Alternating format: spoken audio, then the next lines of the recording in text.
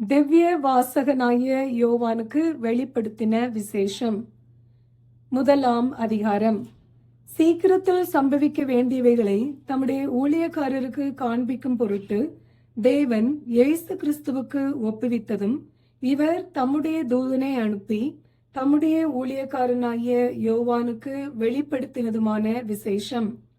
இவன் தேவனுடைய வசனத்தை குறித்தும் இயேசு கிறிஸ்துவை பற்றிய சாட்சியை குறித்தும் தான் கண்ட யாவற்றையும் சாட்சியாக அறிவித்திருக்கிறான். இந்த தீர்க்க தரிசன வசனங்களை வாசிக்கிறவனும் கேட்கிறவர்களும் இதில் எழுதியிருக்கிறவைகளை கை கொள்ளுகிறவர்களும் பாக்கியவான்கள். காலம் சமீபமாயிருக்கிறது.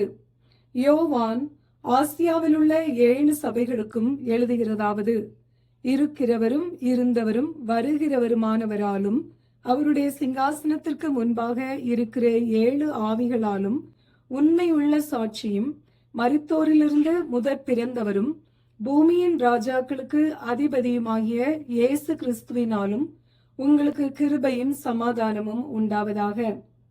நம்மிடத்தில் அன்பு கூர்ந்து தமது இரத்தத்தினாலே நம்முடைய பாவங்களற நம்மை கழுவி தம்முடைய பிதாவாகிய தேவனுக்கு முன்பாக நம்மை ராஜாக்களும் ஆசாரியர்களுமாக்கின அவருக்கு மகிமையும் வல்லமையும் என்றென்றைக்கும் உண்டாயிருப்பதாக.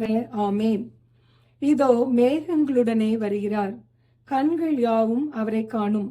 அவரை குத்தினவர்களும் அவரை காண்பார்கள். பூமியின் கோத்திரத்தார் எல்லாரும் அவரை பார்த்து புலம்புவார்கள். அப்படியே ஆகும்.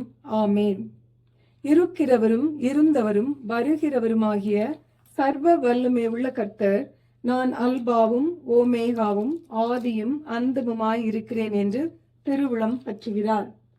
உங்கள் சகோதரனும் இயேசு கிறிஸ்துவின் நிமித்தம் வருகிற உபத்திரவத்திற்கும் அவருடைய ராஜ்யத்திற்கும் அவருடைய பொறுமைக்கும் உங்கள் உடன் பங்காளனுமாய் இருக்கிற யோவானாகிய நான் தெய்வ வசனத்து நிமித்தமும் இயேசு கிறிஸ்துவை பற்றிய சாட்சியின் நிமித்தமும் பத்மு என்னும் தீவிலே இருந்தேன்.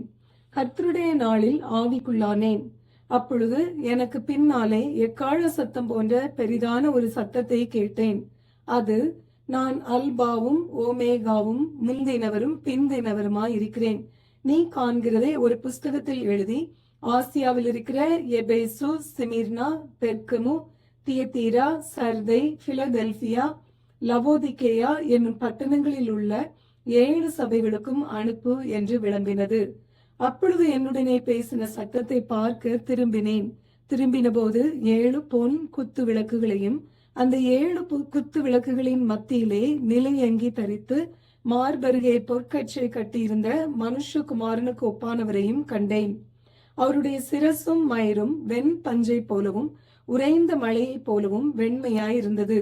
அவருடைய கண்கள் அக்கினி ஜுவாலையை போலிருந்தது. அவருடைய பாதங்கள் உலைக்களத்தில் காய்ந்த பிரகாசமான வெண்கலம் போலிருந்தது. அவருடைய சத்தம் பெருவெள்ளத்து இறைச்சலை போலிருந்தது. தமது வலது கரத்திலே 7 நட்சத்திரங்களை ஏந்தி கொண்டிருந்தார். அவர் வாயிலிருந்து இருபுறமும் கருக்குள்ள பட்டயம் புறப்பட்டது. அவருடைய முகம் வல்லமையாய் பிரகாசிக்கிற சூரியனை போலிருந்தது. நான் அவரை கண்டபோது செத்தவனைப் போல அவருடைய பாதத்தில் விழுந்தேன். அப்பொழுது அவர் தம்முடைய வலது கரத்தை என் மேல் வைத்து என்னை நோக்கி, பயப்படாதே, நான் முந்தினவரும் பிந்தினவரும் உயிருள்ளவருமாய் இருக்கிறேன். மரித்தேன், ஆனாலும் இதோ சதா காலங்களிலும் உயிரோடு இருக்கிறேன். ஆமேன். நான் மரணத்திற்கும் பாதாளத்திற்கும் உரிய திறவுகோல்களை உடையவராயிருக்கிறேன். நீ கண்டவைகளையும் இருக்கிறவைகளையும் இவைகளுக்கு பின்பு சம்பவிப்பவைகளையும் எழுது. என் வலது கரத்தில் நீ கண்ட 7 நட்சத்திரங்களின் ரகசியத்தையும் 7 பொன் குத்து விளக்குகளின் ரகசியத்தையும் எழுது. அந்த 7 நட்சத்திரங்களும் 7 சபையின் தூதர்களாம். நீ கண்ட 7 குத்து விளக்குகளும் 7 சபைகளாம். வெளிப்படுத்தின விசேஷம் முதலாம் அதிகாரம் நிறைவு பெறுகிறது.